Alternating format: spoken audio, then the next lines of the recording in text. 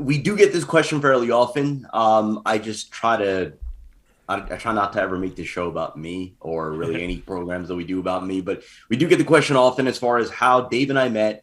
So typically we see Sid once a week and so on and so forth. All right. So for one, you see, I'm still, I've been in temporary digs essentially from the beginning of the pandemic, right? I'm not going to get too deep into the whole story, but I am going to have a new studio. We're literally setting it up right now, building it out right now. This is probably going to be the last episode you're going to see with this kind of a backdrop. Yeah. Next week, you're going to see, somewhat different. But nonetheless, the reason I say that is because I'm going to be featuring a lot more in the programs. We're going to restart Iron Debate. We're going to start, some of those programs where I play the moderator, and we get to have Dave as an opinion giver, as a commentator, as opposed to a moderator and all that. So, I mean, that was the original intent of Iron Debate when we started it. So, but nonetheless, you're going to be seeing a lot more of that. So I will figure to be on the channel more than once a week. But nonetheless, how did I meet Dave? So I'm going to give you the quick skim notes version, just because, again, nobody needs 4 minutes of Sadiq Baruchi talking about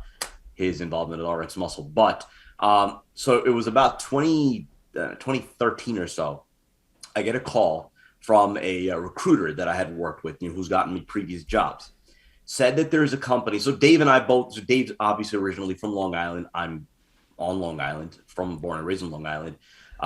So she said there is a company based in Westbury in Nassau County in Long Island.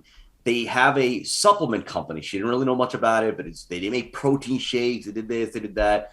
But that they also had a TV network. She really didn't know much about it, but it has something to do with bodybuilding. She's like, just go in there, have a conversation with them, and you never know. You never know what'll happen, right? You never know what could come of this. So I go in, and the first meeting that I went, Dave was not there. It was his previous CEO at the time, and then I met Amanda as well. I met Johnny Styles, Kareen. So I got to meet the office staff, everyone but Dave. So, meanwhile, I'm walking around the offices and I'm seeing posters of Dave Palumbo's 300-pound behemoth walking around. I'm thinking to myself, like, I'm going to meet this guy. This guy's going to eat me for lunch or whatever, right?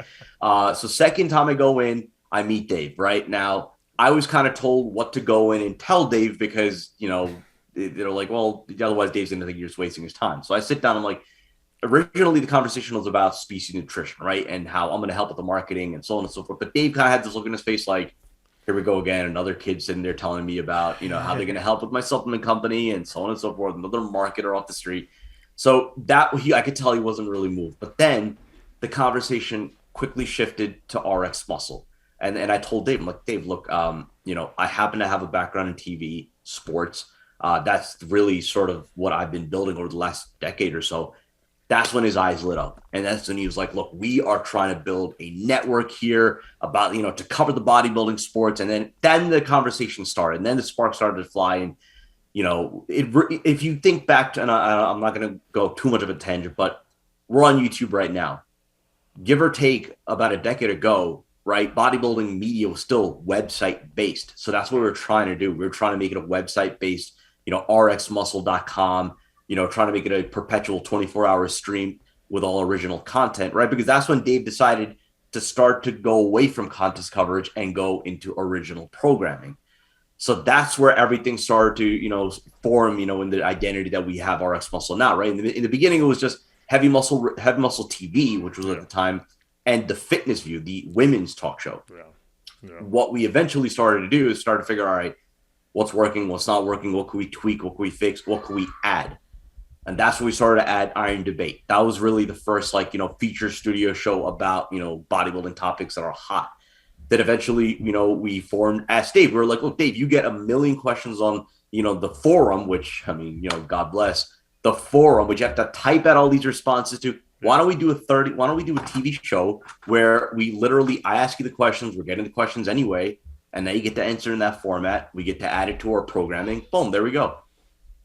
So on and so forth, it went, and that's kind of where we are today. But that is, in a nutshell, how I met Dave, how this relationship has formed, and how we have built what we have built with RXMuscle 2013 to now, and what we look for going beyond. Dave, did I miss anything? No, I knew that Sid could pretty much do anything sports related. He just didn't know the players in bodybuilding, but I've never seen anyone learn quicker than he did. He knew the name. he within a year knew every name in the industry, pretty much every gossip story in the industry, and he actually was bringing stuff to me sometimes that, oh, did you hear so and so? So you're definitely I mean, that's why you're so good at your sports announcing, because you can do any sport, you pick it up very quickly and you go with it.